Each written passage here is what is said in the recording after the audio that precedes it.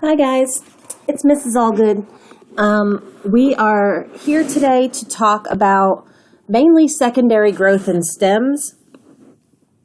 So I might be making another video later, and I'm definitely going to be posting some other video clips for you to watch because, I can't show copyrighted ones during my lecture here. So anyway, so just look for some other links that'll be out there today. But before we get into secondary growth in stems, we are going to look at a picture I found for thorns, spines, and prickles, just to make sure you understand the difference, okay? So, a thorn, if it's a thorn, it will basically be where you would expect the axillary bud to be, okay? And there's the leaf. But the thorn is where the axillary bud would be. If it's a spine, okay, a spine takes the place of a leaf, okay? So it says spine is in same relative position as the leaf. So the spine, remember, spines are modified leaves. So it would be where the leaf was supposed to be, and maybe that's the axillary bud. And then the prickle's just modified epidermis. Okay, so it's just there. It doesn't have anything to do with axillary buds or where the leaves are. So I encourage you, some of you have been looking for a challenge for your plant portfolio, so I would encourage you to really go out in nature and see if you can tell the difference between a thorn, a spine, and a prickle. All right, next. You should also have this picture. This is a cross-section through a leaf. And this is going to be pretty important for you to understand what I'm going to teach you today. So this would be your top surface of the leaf. This would be your bottom surface of the leaf. So notice it is surrounded by a cuticle, okay? And then once you get past the cuticle, then you have your upper epidermis, okay? And then you've got your palisade parenchyma or palisade mesophyll, as we've called it in the past. Then you've got your spongy parenchyma, and of course it's called that because there's some air spaces between the mesophyll cells there. But the part that we want to focus on today, that will be a big deal for what we're getting ready to talk about, is this vascular bundle. So, okay, so let's take a look at the bundle sheath cells and the vascular bundle. So remember that when you hear the word vascular and we're talking about plants, we are referring to the vessels that transport water and sugar, water and food. So that will be the xylem and the phloem, okay? Not a big deal to me that you can tell which is which here. That's not really that important. And so then you see that vascular bundle, okay, which is made up of xylem and phloem, is surrounded by bundle sheath cells. Okay? So then you should start to think, well, I've heard of bundle sheath cells before. Where have I heard of bundle sheath cells? Well, you heard of them back when we talked about C4 plants. If you remember, with C4 plants, they were trying to avoid photorespiration. So they isolated the Calvin cycle to bundle sheath cells because if you look at the picture, okay, there's your air, this is your stomata, so these are your guard cells. This is where the CO2 would be coming in. Here's your mesophyll cells. Okay, but if we had the Calvin cycle take place in the mesophyll cells, Rubisco would want to pick up, oxygen instead of CO2. So we sort of isolate the Calvin cycle with Rubisco to the bundle sheath cells because it's farther away from the stomata, from where the air would be coming in.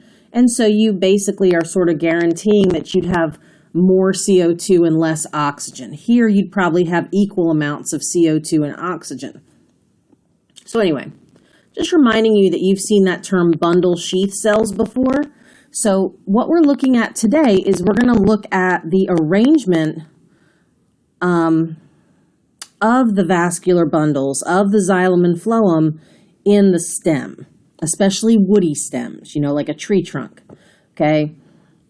This is going to be different than what I showed you the other day with the arrangement of xylem and phloem in like a monocot root and a dicot root. So the big deal about this is that as we go through this today, you may want to go back and look at your monocot root and your dicot root to see how the xylem and phloem looks there. Now, one of the biggest differences you're going to see is that in a monocot or dicot root, if you're looking at a root in general, the xylem and phloem are going to be separate entities. They are not going to be together. When you are looking at a cross-section through a stem, as we're going to do today, the xylem and phloem will be together as a vascular bundle. So that may not make sense now, but that'll make sense in a little bit. Okay, so that's kind of the background information I wanted to give you today. Now we're going to get into secondary growth in stems.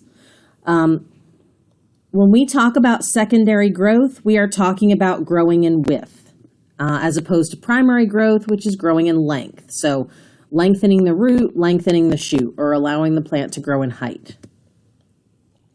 Okay, so let's first start off with what a vascular bundle is. The vascular bundle includes the xylem and phloem packaged together in one area. Okay, so these are two different views of xylem and phloem. So xylem, phloem. I know this kind of looks like a scary mask, but this is your tracheids and your vessel elements, which is your xylem, your sieve tube elements, and your companion cells, which would be your phloem. Okay, I wouldn't worry about that picture quite so much, but that's just more what it looks like.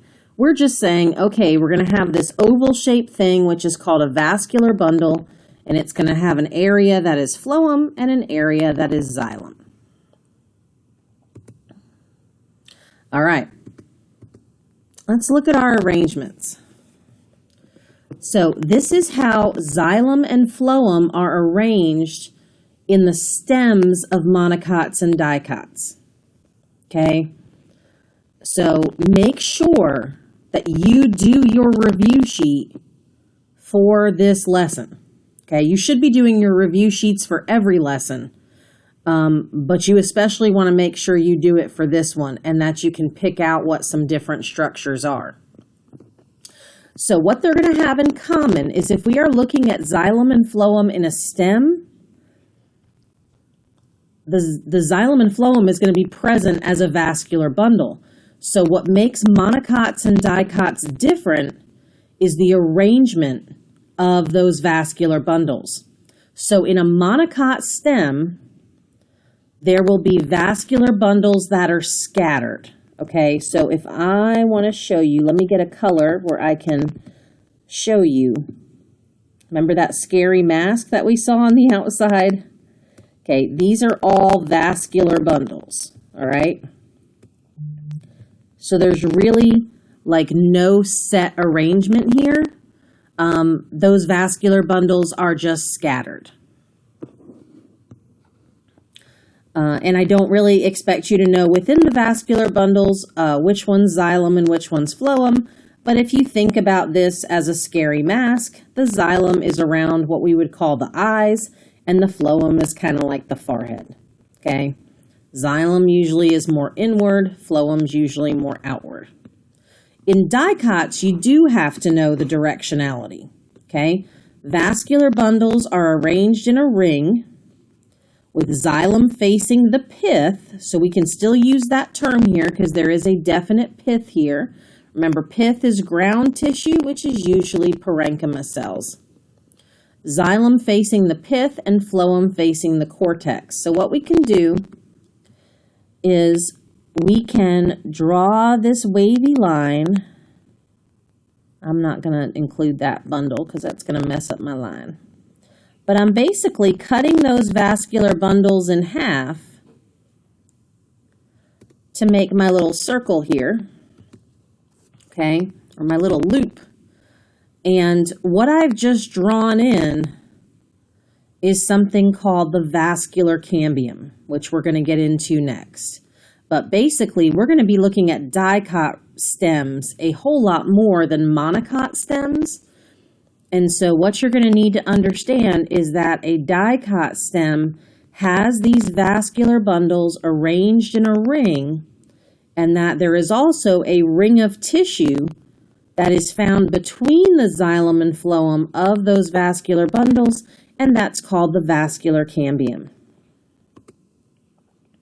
All right, let's take this a little bit at a time. Okay, so we said that these notes are called secondary growth in stems. So secondary growth refers to a plant increasing in girth or diameter rather than length. It's getting bigger, wider, okay? This is most evident in woody plants, your gymnosperms and your dicot angiosperms. So I know we seem to mainly be talking about angiosperms, but remember, I mean, these can be pine trees, fir tree, spruce, or anything like that. So we see the same kind of pattern in these gymnosperms as well. Now, yesterday, we talked about apical meristems, okay?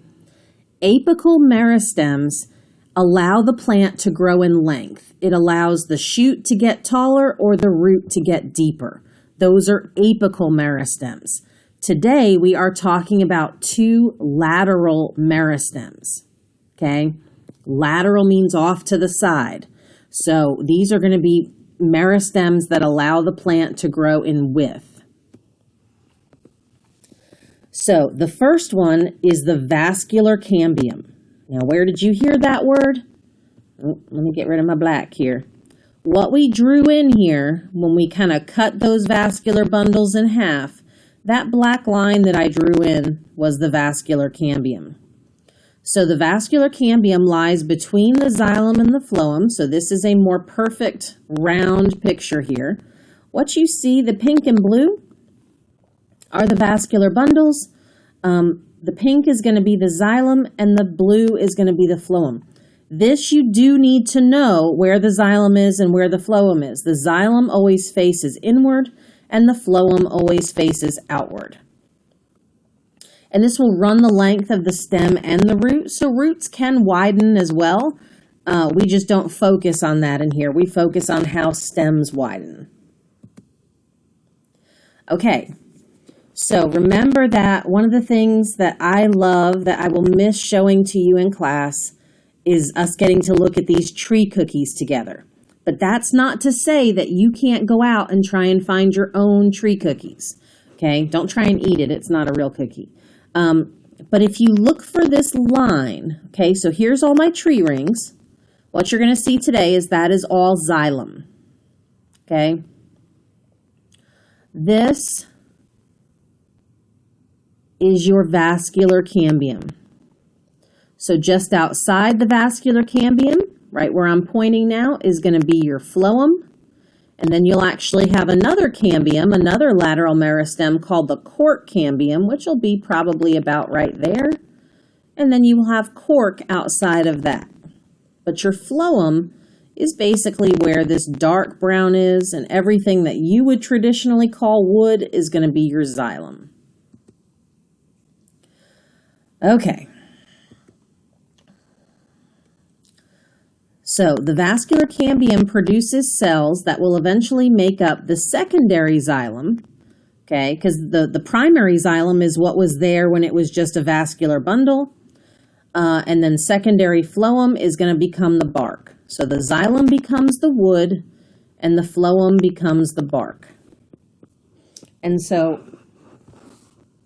the best thing that you could do here is, this is a great animation. I'm not going to show it to you as part of the notes in case it's copyrighted, but I will post it on Google Classroom and I will post it on It's Learning. That is a great animation. Let's look at these pictures here first. So this is just a little slice from a tree cookie, a tree slice. And the black line is your vascular cambium. Okay, remember we said that phloem, which would be the red, points outward, and the xylem, which is the brown, points inward. Well, this vascular cambium, remember, is a meristem, which means it's going to be undergoing pretty rapid cell division. And so when this vascular cambium produces new cells, it will produce secondary phloem, which is this area right here, to the outside. Notice what that does. That pushes our primary phloem even farther out. Okay? It will produce secondary xylem, which is this light brown layer, to the inside. Notice it pushes your primary xylem more inward. Okay, so this picture is kind of taken, it kind of looks like what you might see in this animation. Okay, here's your cambium. These are your vascular cambium cells. And the P1 is your primary xylem. P2 is your secondary xylem. So just like over here, the red semicircles here would be your primary xylem, and the peachy layer, primary phloem. I misspoke there. This would be your primary phloem. This would be your secondary phloem. Okay, primary phloem, secondary phloem, if I messed that up before. Okay, then the C is your vascular cambium. The X1 is your primary xylem. The X2 is your secondary xylem. Xylem always gets pushed to the inside. Phloem always gets pushed to the outside. So please remember to go back and watch that video. Okay. So accumulated layers of secondary xylem become wood that is dead at maturity. And we've got two main types of wood. So I would encourage you, you can find tree slices, tree trunks anywhere. They are not hard to find. You do have to have a pretty good, clear picture of this. If it is a dead or decaying tree trunk, tree stump or something, I would not do that. I think you need something that looks like some of the pictures you see in notes today, where it's more brown instead of gray, and you'll be able to pick out these layers a lot more easily. So we've got two main types of wood here. We've got heartwood, which is your older secondary xylem. It is in the center of the tree cookie or tree slice. It's blocked with resin. So we think of that like as you get older, some more of your arteries become clogged or non-functional. They are really only for structural support. So the heartwood, which if you want to label heartwood, you want to find one where it's a different color. It's not going to be a different color in every tree slice that you find, but it is very obvious in certain species of trees where the heartwood is a different color than the sapwood. So the heartwood is darker and more interior to the sapwood.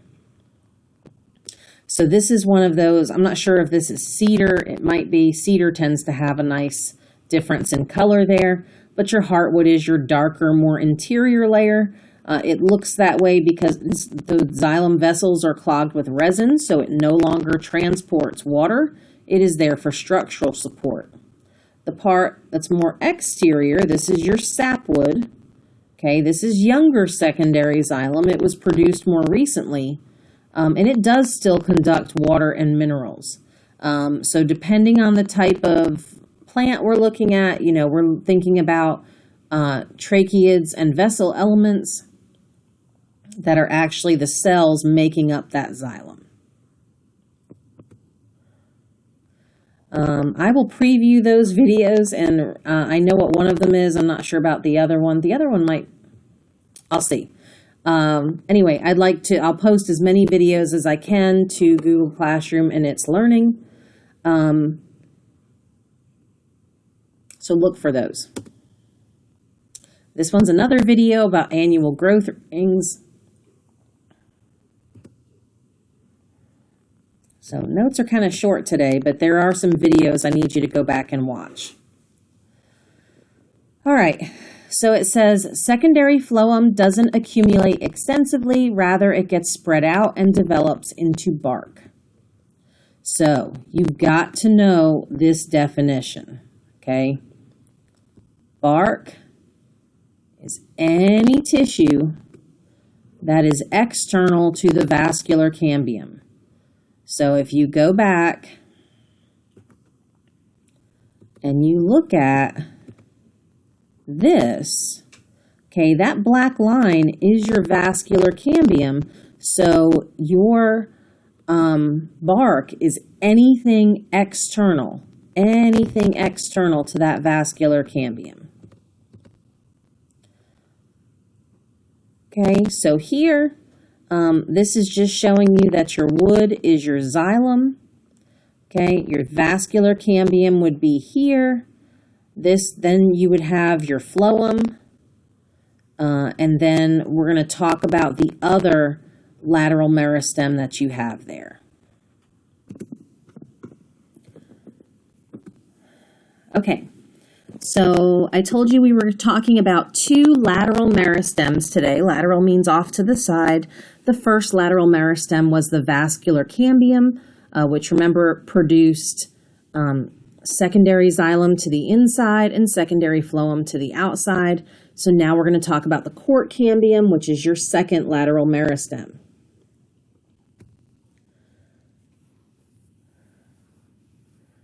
So as the vascular cambium's diameter increases, the tissues external to the vascular cambium can't keep pace because they can no longer divide. So you can imagine if you look at a traditional tree trunk or tree cookie, tree stump even, that it's going to be producing more xylem to the inside than it is phloem to the outside. So because the tissues external to the vascular cambium can't keep up, these tissues, including the epidermis, will rupture. And then that's where we're getting this second lateral meristem from, this court cambium.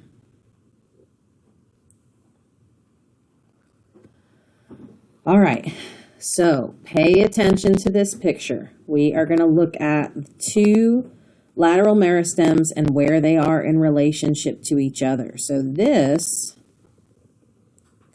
is your vascular cambium, okay? Remember what we saw before. This is going to be your primary xylem. This is your secondary xylem. This is your primary phloem. This would be your secondary phloem. So the black line is your vascular cambium. The blue line here is your cork cambium, okay? That is your cork cambium. And so it will produce cork to the outside of it. But don't confuse cork and bark. Bark, remember our definition from before, is all tissues external to the vascular cambium. So notice what I bracketed here as bark. All of this is bark. Okay, this is your vascular cambium. This is your cork cambium. The blue out here is cork, but all of this is bark. So cork is only one layer of your bark.